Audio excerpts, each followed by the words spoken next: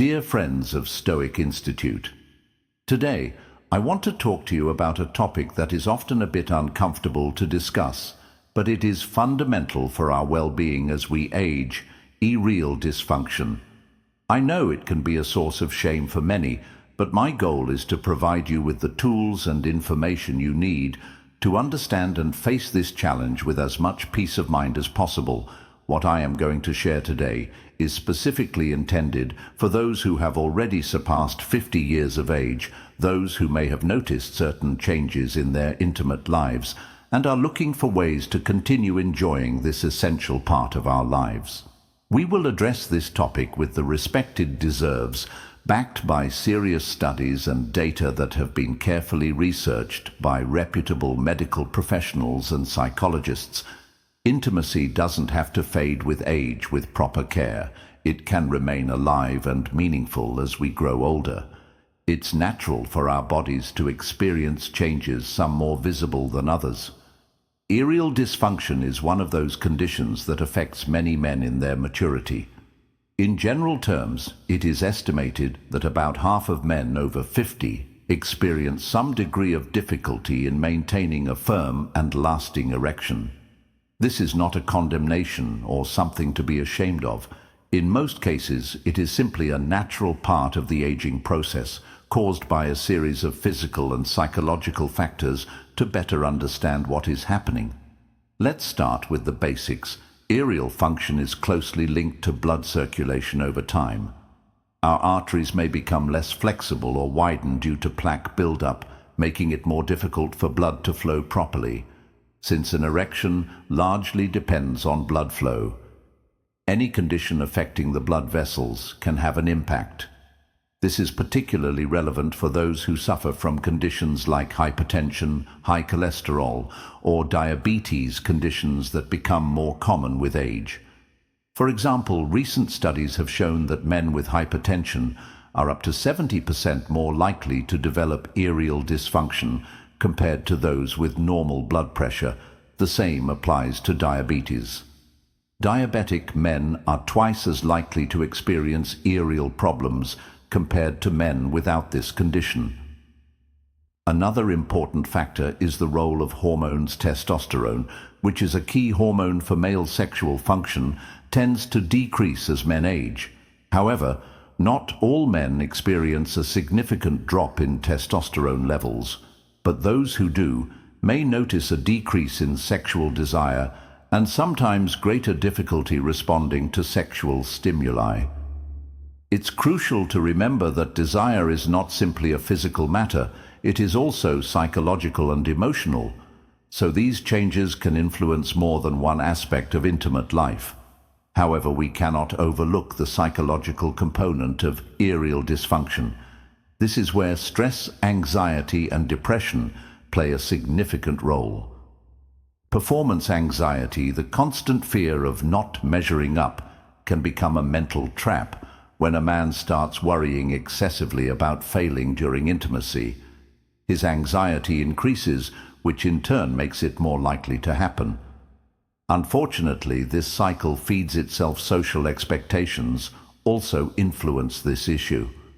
The false belief that intimacy must always involve an erection can place unnecessary pressure on both the man and his partner. It's essential to rethink this idea and understand that intimacy goes far beyond physical performance. The good news is that there are many solutions, both medical and therapeutic, that have been proven effective. First, let's talk about lifestyle changes. It's no secret that regular exercise and a balanced diet can work wonders for health. Activities like walking, swimming, or yoga not only improve circulation, but also reduce stress levels, which in turn can have a positive impact on erectile function. Eating more fruits, vegetables, and healthy fats like olive oil also helps keep arteries clean and the heart healthy. Quitting smoking and reducing alcohol consumption are also important steps. Tobacco, for example, damages blood vessels, which can limit blood flow to the intimate areas. As for medical treatment, there are several options. Medications that improve blood flow to the genital areas are well known, but it's important to clarify that they are not a magic solution. These medications, while effective, must be prescribed by a doctor and taken with caution, as they can have side effects. Not all men are ideal candidates for these drugs, especially those with certain heart conditions or who take medication for high blood pressure. Hormone therapy is also an option for some men. If testosterone levels are particularly low, the doctor may suggest hormone replacement therapy, but always with close monitoring, as this treatment carries risks. Testosterone is not just about sexual desire, it also affects energy, mood, and bone health. So maintaining its balance is crucial for overall well-being. I can't stress enough the importance of communication within the couple.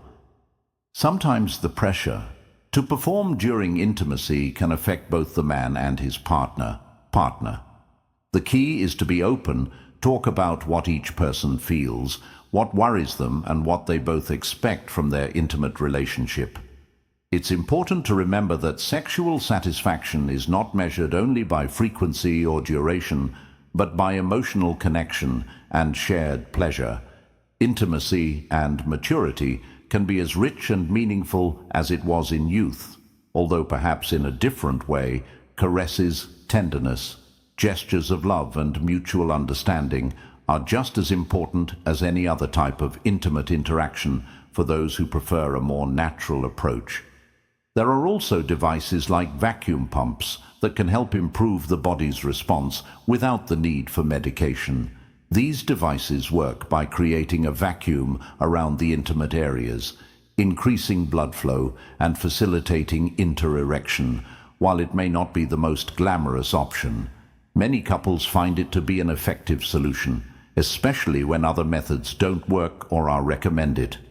Now, I want to emphasize that erectile dysfunction is not something that should be faced alone if you feel overwhelmed or insecure. Seek support, whether through a sex therapist, a doctor, or a support group. It's important to remember that you are not alone in this. Sexual health is part of our overall quality of life, and there are many ways to improve it with the right help. Finally, I want you to leave with a clear idea. Erectile dysfunction in old age is not the end of a fulfilling sexual life. With the right information, open communication, and support from the right professionals, it is possible to continue enjoying rich, satisfying, and meaningful intimacy. Mature sexuality doesn't have to resemble that of youth, but it can be just as rewarding if approached with the right attitude. Remember, sexual well-being is a fundamental part of overall well-being.